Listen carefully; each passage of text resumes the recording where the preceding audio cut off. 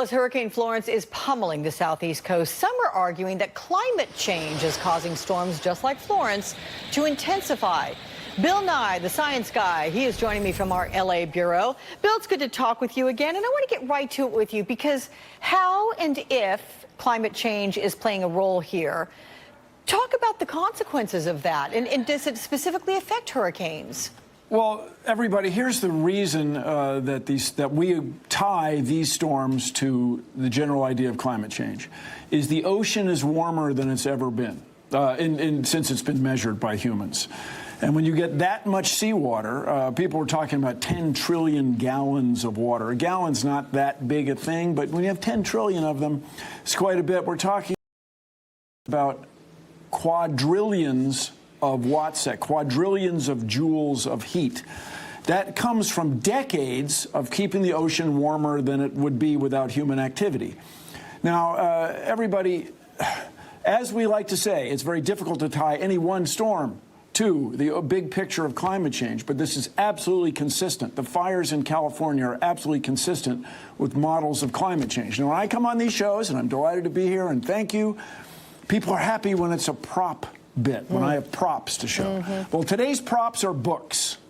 These are books written about climate change, and these are written by scientists. And I was thoroughly charmed that once again, Roy Spencer, of all people, was able to get an editorial in USA Today, not to get into ad hominem attacks. And of course, I very much enjoy the hate tweets, which will come up here in the next 10 minutes. So they're big fun for me. But the hockey stick graph goes back to 1995. A couple of these books are written by Dr. Michael Mann, the guy who started it. Now, this is how contrarians view climate change. Oh, sorry, to introduce the paper here. These are various graphics that I have shown on television over the last 10 years. This is how contrarians view climate change. You can see the world's getting warmer. Despite, you might say, well, look, it's steady, it's steady, it's steady. No, the world's getting warmer. And then here's a graphic I showed on the Bill O'Reilly show 10 years ago, where the concern was that 2008 was going to be the hottest year on record. Now, everybody, I put my money where my mouth was. I am more than happy to bet somebody $10,000 that 2010-2020 will not be the hottest decade on record. None of these guys will take this bet. Oh, I chose $10,000 because that's what Mitt Romney was going to Rick Perry when they were running for. I thought that's just a number conservatives throw around. Now, look, is not, I didn't make this a political issue. People on mainstream science did not make this a political issue.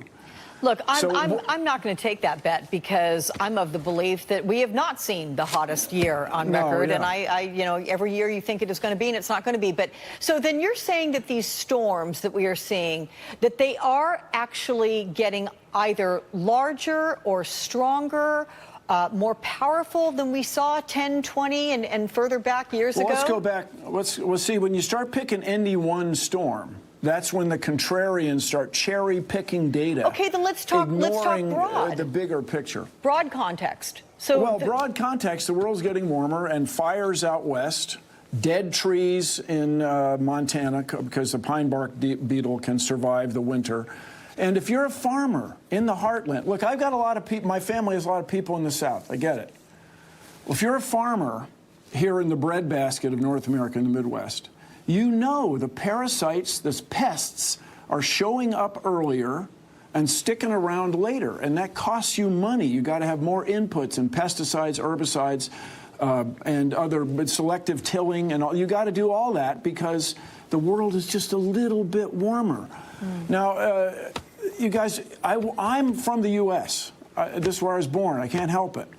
I want the U.S. to lead the world in addressing these things, and right there on the beach, he was talking about the plantings on the sand dunes. Well, the sand dunes are generally created by what we used to call snow fences, you might call them dune fences, that get buried as the wind blows the sand. And so there are steps you can take. There's a natural wall that helped the storm surge in that area be less severe. So thank you for listening. Climate change, climate change, climate change. Look, and, I'm going to take want us this to even a get to step work. further. You say that you're an American. I'm going to say I'm a California girl, and I'm very proud of all the advances that Governor Jerry Brown has made. Climate is his thing. Most recently this week, I had to chuckle when I read that in the LA Times that he is now going to have a satellite launched that is a California satellite to track the environment. And he says, we're putting up a damn satellite. And I was like, you go, Governor Brown. He's putting his money where his mouth is. Anyway, listen, I'm being told that we have to go. We are so glad to see you. Thank you, Bill Nye, the Science Guy. Thank you. We're going to see you again, no doubt. Just watch out, states' rights people. If California says you can't import cars, that's going to be costly. Yeah, true. All right, coming up, the Manafort problem. The reaction from the White House after President Trump's former campaign manager agrees to cooperate with special counsel Robert Mueller.